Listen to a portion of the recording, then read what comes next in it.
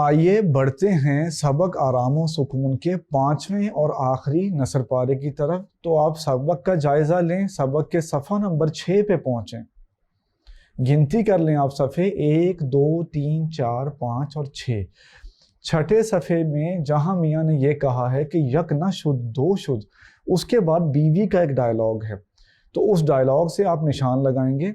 اس dialogue کی ابتدا ان الفاظ سے ہوتی ہے کہ توبہ، آپ تو بوکھلا دیتے ہیں، تو توبہ سے آپ نشان لگائیں گے اور ختم آپ کریں گے اس ڈائلاگ کے اختتام پہ کہ 2 سطریں لکھ لوں، تو لکھ لوں کے بعد آپ نشان لگائیں گے، توبہ سے شروع کریں گے اور لکھ لوں پہ آپ ختم کریں گے۔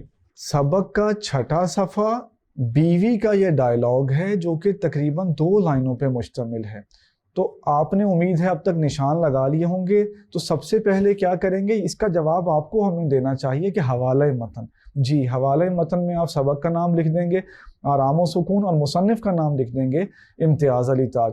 اس کے بعد باری آتی ہے سیاق و سباق کی۔ سیاق و سباق میں آپ یہ لکھ سکتے ہیں کہ اس نثر پارے سے پہلے ڈرامے میں یہ دکھایا گیا ہے کہ مریض کو گھر میں ذرا بھی آرام و سکون میسر نہیں آ رہا، کبھی بیگم بلا ضرورت کلام کر رہی ہے، کبھی پانی والا آ کر دروازہ پیٹ رہا ہے، کبھی فون کی گھنٹی مسلسل بج رہی ہے، کبھی پڑوسی کے یہاں سے گانے کی آواز آ رہی ہے، کبھی مریض کا ننھا بیٹا رو رہا ہے۔ ان سب باتوں سے مریض کو بے آرامی ہو رہی ہے۔ اس نثر پارے کے بعد کسی فقیر کی دروازے پہ آمد اور ملازم للو کے ریٹھے کوٹنے کا سین ڈرامے میں موجود ہے۔ ان سب باتوں سے تنگ آ کر مریض دفتر جانے کا قصد کرتا ہے، وہ آرام کا خیال ترک کر دیتا ہے۔ ان باتوں کو آپ اپنے لفظوں میں لکھ دیں گے تو اس نثر پارے کا سیاق و سباق مکمل ہو جائے گا۔ آئیے بڑھتے ہیں اس نثر پارے کی تشریح کی طرف۔ 5ویں نثر پارے کی تشریح کا آغاز آپ ان الفاظ سے کر سکتے ہیں کہ اس نثر پارے میں یہ بتایا گیا ہے کہ خاتون خانہ ایک خط لکھنے میں مصروف ہے۔ آپ کو یاد ہوگا یہ خط لکھنے کا اسے اس کے شوہر نے کہا تھا، تو ان الفاظ سے آغاز کریں گے کہ خاتون خانہ ایک خط لکھنے میں مصروف ہے۔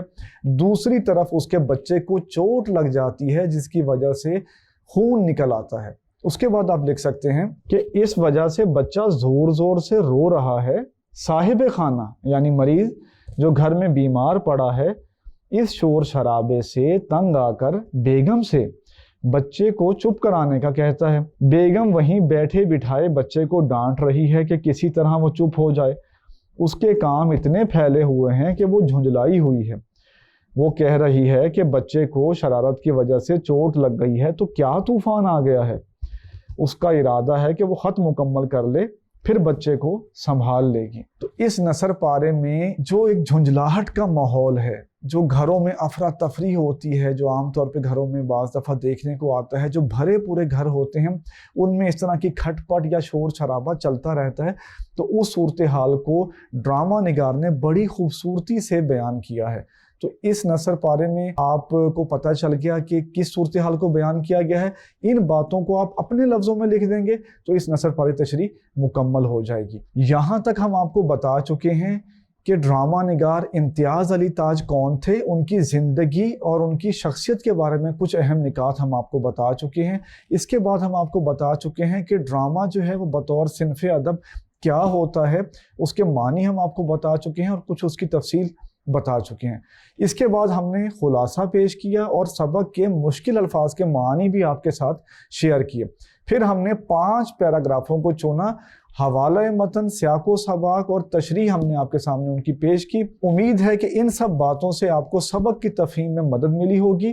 میرا نام فرحان علی ہے اور میں tutoria.pk پر اردو کا آن اسکرین انسٹرکٹر ہوں۔ اس کے بعد کی ویڈیوز میں ہم سبق آرام و سکون کی ایکسرسائز کے سوالات کا حل پیش کریں گے۔